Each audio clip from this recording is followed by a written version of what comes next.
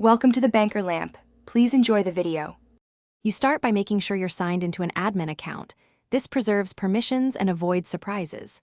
Once done, quit the app you plan to uninstall so files aren't locked. Then open Finder and go to Applications, or press Shift-Command to jump there immediately. If an app hides helpers, show hidden files with Shift-Command period. That reveals support folders. This first set of actions prevents file conflicts and speeds the cleanup that follows, so don't skip them. You now remove the main app bundle, drag it to the trash or right-click and choose Move to Trash.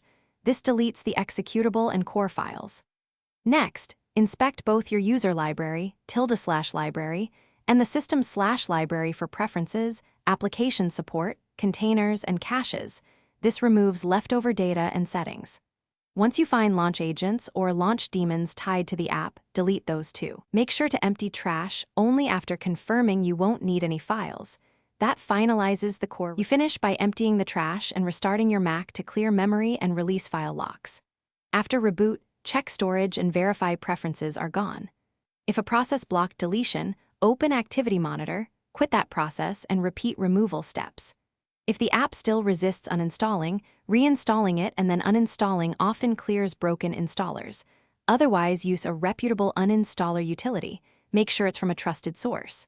If problems persist, note error messages and seek targeted help. Thanks for watching. If this was helpful, leave a like and consider subscribing. See you next time.